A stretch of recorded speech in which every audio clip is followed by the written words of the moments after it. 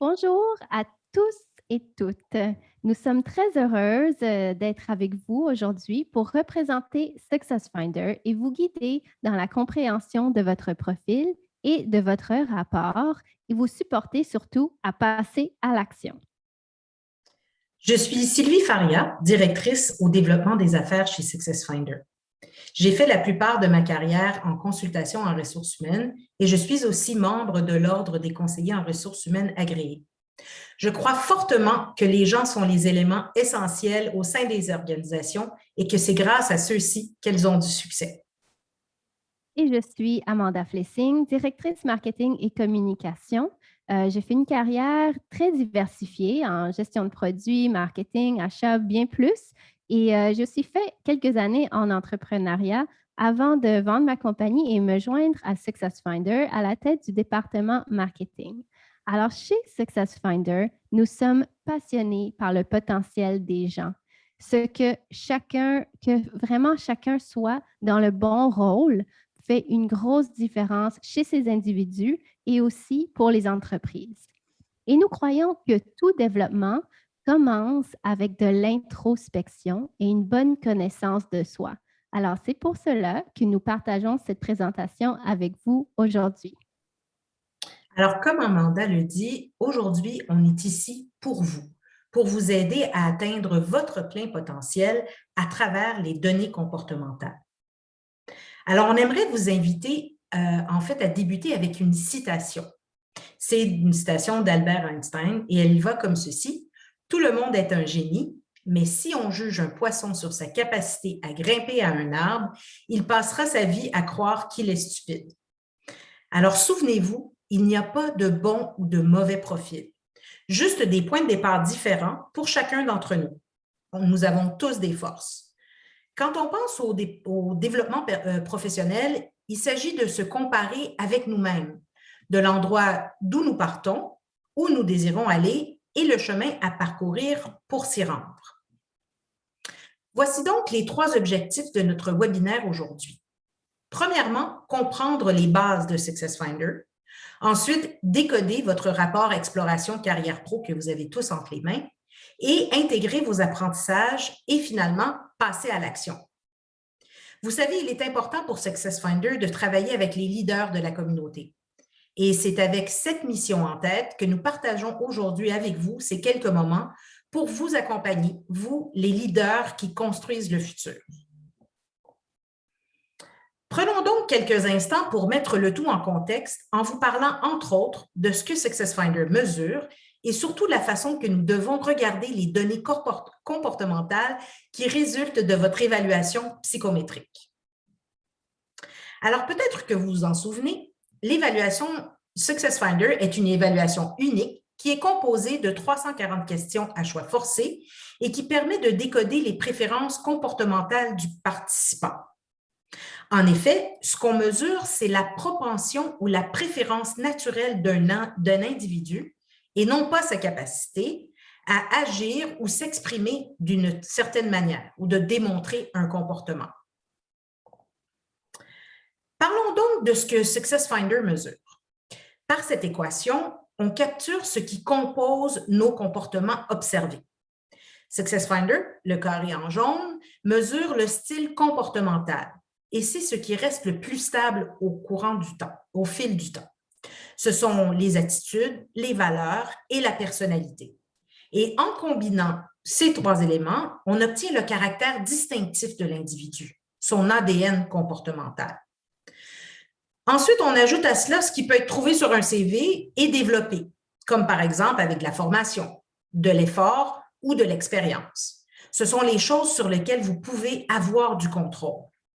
Et quand on met tout ça dans un contexte spécifique, ce sont les comportements observés, essentiellement donc la façon dont une personne agit ou se conduit à tous les jours. Encore une fois, c'est quelque chose que vous seriez en mesure d'influencer d'une façon ou d'une autre. C'est la multiplication de ces 3 choses-là, en fait, qui démontrent un certain comportement et qui amène à la performance. Alors, n'oubliez pas qu'avoir des données SuccessFinder, quand on ajoute ces données-là à l'équation, on réduit les biais cognitifs. On le sait, en tant qu'être humain, les biais cognitifs influencent involontairement nos perceptions. Donc, grâce à des informations fiables et des prévisions solides, l'incertitude est réduite et la prise de décision est augmentée par les organisations et par les individus. Voyons donc le lien entre préférence comportementale et capacité à démontrer un comportement. Vous allez avoir certains de vos comportements ou des compétences qui vont être plus faibles dans votre rapport. Mais les comportements de préférence faible, vous pouvez quand même les démontrer. Ça va simplement dire que vous avez nécessité de présenter plus d'efforts ou d'énergie. C'est donc l'importance entre le degré d'alignement entre vos préférences comportementales naturelles et les comportements qui sont requis pour accomplir une tâche. C'est ça qui va dicter l'effort à faire pour être performant.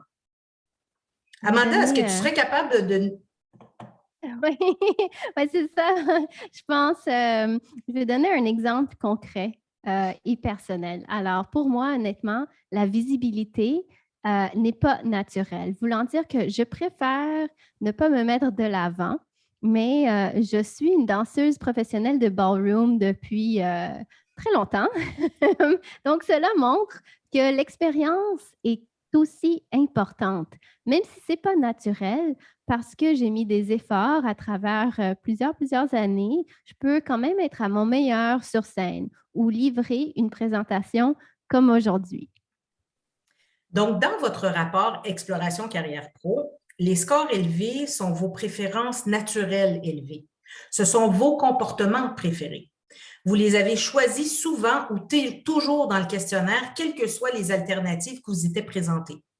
Ces comportements sont faciles à démontrer pour vous. Ce sont vos comportements de prédilection, on pourrait dire. Les scores plus faibles sont vos faibles préférences naturelles. Ce ne sont pas des comportements que vous n'êtes pas capable de faire, comme dans l'exemple d'Amanda. C'est ceux que vous avez choisis le moins souvent ou jamais. Vous avez presque toujours choisi l'option de l'alternative dans le questionnaire. Vous devez donc investir de l'énergie et des efforts pour les afficher de façon cohérente, parce qu'il s'agit d'une stratégie la moins préférée dans votre cas. Mais n'oubliez pas que l'évaluation SuccessFinder que vous avez effectuée, ça n'a pas seulement révélé vos préférences comportementales, donc votre ADN comportemental unique. Ces mêmes données peuvent aussi prédire votre correspondance potentielle avec une variété d'intérêts de carrière, en examinant vos aptitudes comportementales pour un rôle, ainsi que votre satisfaction pour un tel rôle. Donc, c'est pas seulement on mesure aussi l'intérêt d'une personne à démontrer un comportement, à exécuter une activité et même endurer les dures réalités qui viennent avec un certain domaine de carrière. Ça, c'est le fondement de notre méthodologie unique qui prédit l'adéquation du comportement et la satisfaction personnelle à divers niveaux dans des organisations, dans des rôles, dans des industries et des divisions. Donc, en combinant vos préférences comportementales et vos intérêts de carrière, on peut prédire vos chances de succès et de satisfaction dans des rôles ou des secteurs. Mais n'oubliez pas, on l'a dit au début, il n'y a pas de bon ou de mauvais profil, il y a juste différents points de départ uniques à chaque individu. Absolument. Alors, maintenant que vous avez un aperçu de SuccessFinder, comment nous mesurons les préférences comportementales, passons au rapport Exploration Carrière Pro. Alors, après avoir complété l'évaluation, vous avez accès à ce rapport en ligne sur notre plateforme. Alors, il est vraiment super important de remarquer que vous pouvez, oui, imprimer le sommaire en PDF, mais la richesse du rendement est vraiment sur la version cliquable en ligne où vous pouvez explorer tous les éléments du rapport en beaucoup plus de détails. Donc, aujourd'hui, j'ouvre le kimono. Alors, nous allons utiliser mon rapport comme exemple. Alors, ce que vous allez voir, ce sont mes vrais résultats. Il est important de noter que le look sera sûrement différent de votre rapport puisque chaque rapport est personnel et les compétences sont montrées par ordre de préférence. Alors, complètement normal si votre rapport ne ressemble pas au mien ni à celui de votre voisin. Alors, dans le rapport, vous verrez, il y a 5 sections. Et voici, on va commencer avec les 4 vignettes qui résument vos scores les plus élevés pour vos priorités de vie, vos incitatifs professionnels, vos forces et vos plus fortes adéquations professionnelles. Sylvie, qu'est-ce que tout cela veut vraiment dire? Alors, on va parler des 2 premières sections principalement ici, puisque les autres, elles vont être vues plus en détail un peu plus tard. Parlons donc des priorités de vie. Alors ça, ce sont les résultats qui reflètent ce qui est le plus important pour vous, pour que vous vous sentiez en harmonie et satisfait avec ce sur quoi vous passez votre temps. On parle ici, ça le dit, priorité de vie, c'est au-delà simplement là, de votre contexte professionnel. Les incitatifs professionnels, ça, c'est ce qui est ce que vos must, en fait, dans votre environnement de travail. C'est ce qui va faire que vous vous sentez parfaitement en harmonie, que vous désirez retrouver dans votre contexte professionnel. C'est à cet endroit-là que vous allez pouvoir creuser cette section-là et avoir plus de détails, à savoir qu'est-ce qui est important pour vous à avoir à tous les jours lorsque vous vous levez puis vous allez travailler. Parfait. Alors, on voit le leadership, fraternité, et puis dans les priorités de vie, acquisition de savoir. Là, j'adore vraiment apprendre en continu. Alors, passons à la 5e tuile. La 5e tuile, c'est l'échelle de progression du leadership. Alors ça, c'est sur la base d'une recherche appliquée que SuccessFinder a effectuée auprès de plus de 1000 leaders de 3 différents niveaux où en fait, on a développé un modèle de compétences comportementales qui permet d'identifier quels sont les comportements qui génèrent la performance la plus élevée à ces 3 niveaux clés de leadership d'entreprise, soit le premier niveau de gestion, les directeurs, les cadres supérieurs, par exemple VP, et vraiment la haute direction. Ça propose finalement un cadre qui identifie spécifiquement quelles sont ses compétences pour mieux comprendre ce qui est nécessaire pour être performant. Donc, et de façon à mieux cibler le développement pour pouvoir comprendre comment est-ce qu'on passe d'un niveau à un autre, par exemple. Donc, on voit aussi que certaines compétences sont partagées à travers les niveaux, certaines sont même partagées à travers les 3 niveaux et d'autres deviennent moins importants quand on passe au prochain niveau, par exemple. Mais si vous voulez savoir tout ça, en lire plus et avoir tous les détails, vous pouvez télécharger le livre blanc qui est sur l'échelle de progression du leadership qui est disponible sur notre site Web. Mais là, j'aimerais ça qu'on jette un coup d'œil aux résultats complets du profil d'Amanda, puisque tu nous l'as si gentiment offert, Amanda. Dans la section « Profil complet des compétences » que vous allez voir aussi dans votre rapport, et comme Amanda le disait, ça ne ressemblera pas à celui-ci, puisque celui-ci, c'est le rapport d'Amanda. Vous pouvez donc cliquer « Explorer » pour découvrir non seulement vos points forts, mais aussi vos domaines de développement. Naturellement, on voit tous ici qu'on a certains aspects qui sont plus forts, d'autres préférences un peu moins fortes. C'est parfaitement normal et comme tout le monde, cette page-là, c'est votre résumé. Vous allez pouvoir avoir, dans le fond, une vision d'ensemble. Encore une fois, il n'y a pas de profil parfait, tout le monde est unique et si vous avez quelque chose de fort, je vous garantis que vous avez aussi des choses faibles. Donc, l'idée, c'est vraiment d'avoir, avec un peu de recul, être capable de regarder quelles sont vos forces principales. Et justement, à ce sujet, on vous invite à vous concentrer sur la célébration de vos points forts. Continuez à travailler et à parier sur ces points forts-là, évidemment, tout en examinant les domaines à développer. Il doit y avoir un certain équilibre. On doit rester positif, pas passer trop de son temps à essayer de faire des choses qui ne nous plaisent pas et qui sont même contre nature. Reconnaissez vos points plus faibles, faites-y attention, mais restez concentré sur ce pourquoi vous êtes reconnu et ce qui sont vos préférences naturelles fortes. Nous, on vous invite à promouvoir cette conscience de soi, de célébrer vos points forts qui vous ont permis d'arriver là où vous êtes aujourd'hui. Et c'est ça qui va vous permettre aussi d'aller où vous voulez demain. Et n'oubliez pas, il y a toujours une relation entre les préférences naturelles et les efforts. Ça ne veut pas dire que vous n'êtes pas capable de démontrer un comportement qui pour vous n'est pas nécessairement naturel. Ça veut simplement dire que vous allez devoir démontrer un petit peu plus d'efforts pour pouvoir le faire. La prochaine section, c'est la section des familles d'emploi. On vous invite ici à regarder cette section-là avec beaucoup d'humilité et un esprit curieux. Parfois, vous allez voir qu'il y a des correspondances qui sont inattendues.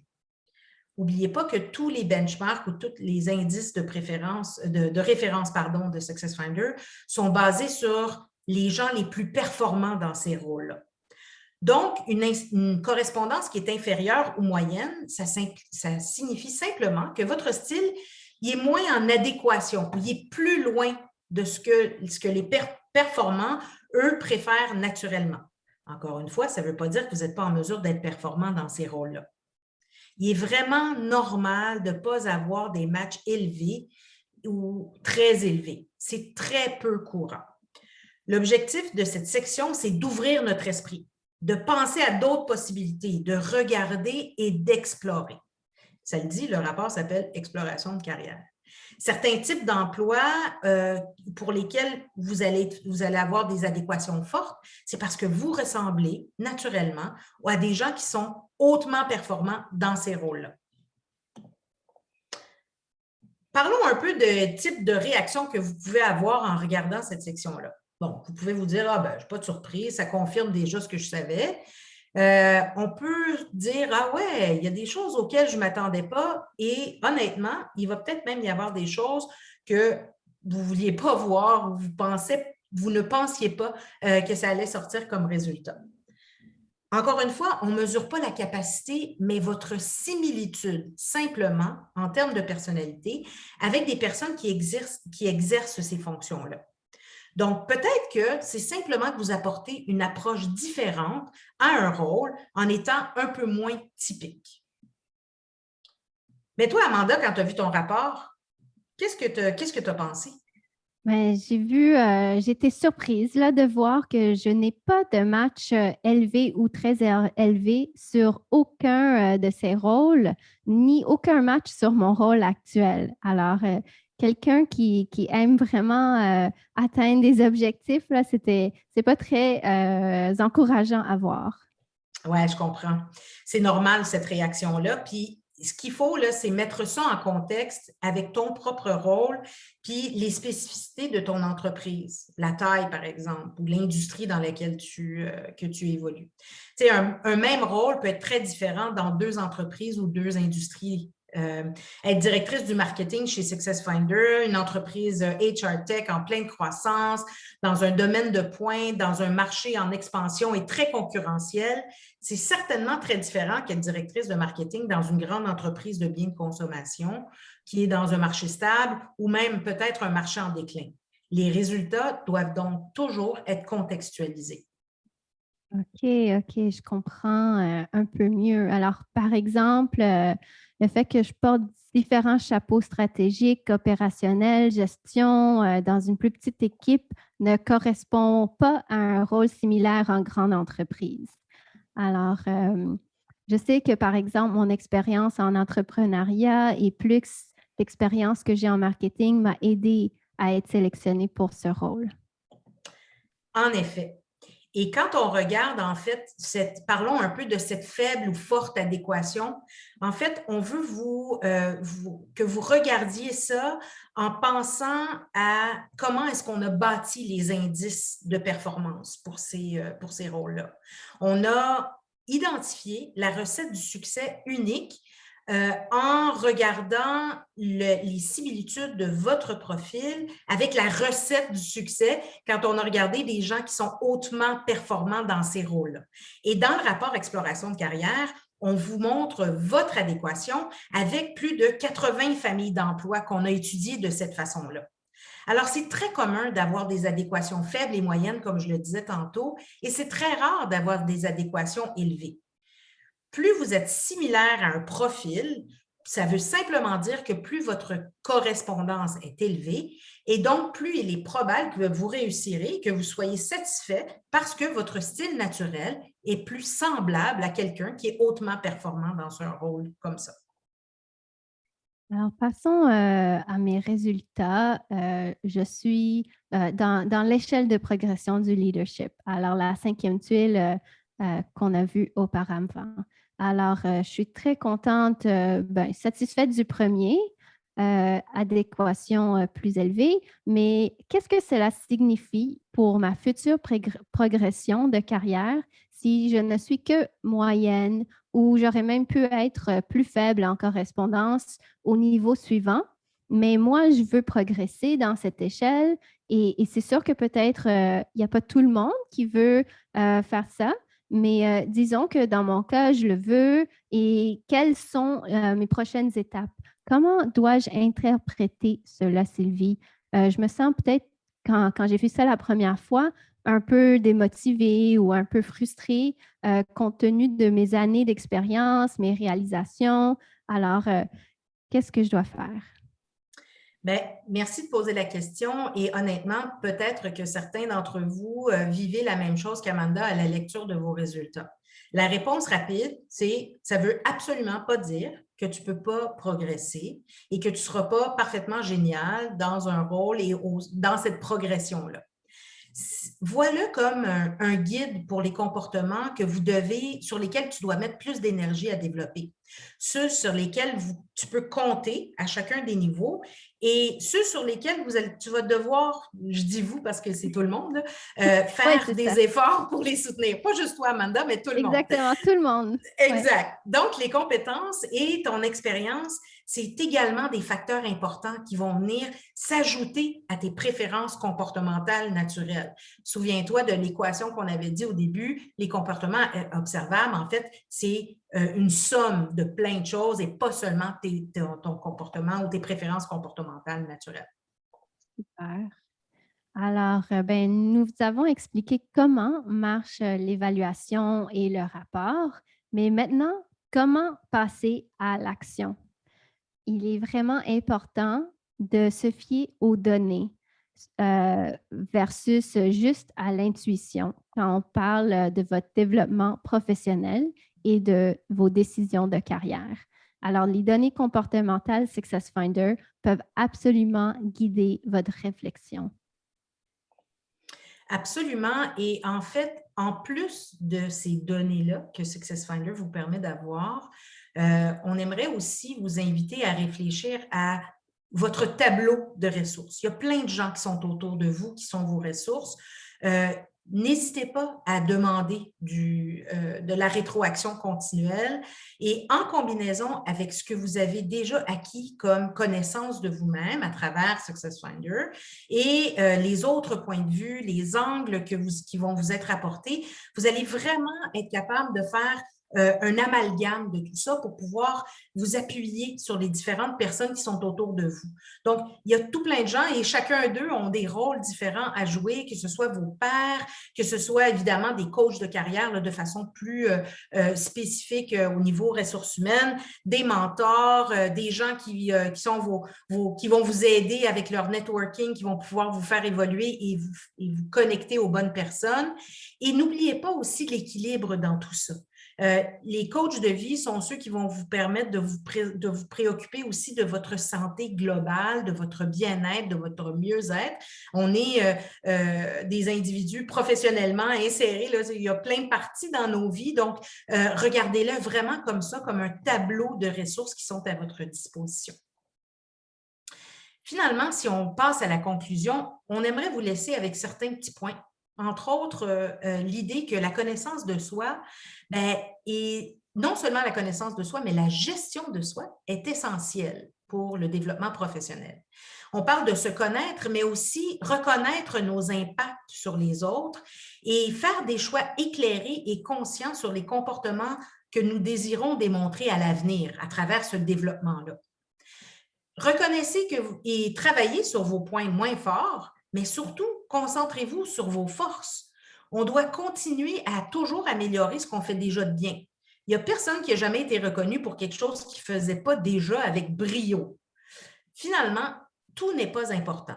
Faites des choix, priorisez. On ne peut pas tout faire en même temps. Il y a certaines choses qui vont être plus importantes selon votre contexte, par exemple. Donc, prenez le temps de faire des choix et de prioriser vos actions. Et finalement, le développement professionnel, vous savez, c'est un procédé qui est continu et itératif. Vos résultats SuccessFinder devraient être revisités régulièrement. Je conserve moi-même à portée de main mon rapport SuccessFinder pour y faire référence quand parfois, par exemple, je fais face à une situation qui est un petit peu plus difficile ou au contraire, quelque chose qui se passe tellement bien que je retourne à mon rapport pour pouvoir mieux me comprendre et donc retourner toujours à cette connaissance et cette gestion de moi-même. Absolument. Si vous aimeriez savoir plus sur SuccessFinder et tout ce que l'on peut faire pour aider les organisations, en fait, on travaille sur trois grandes actions, disons.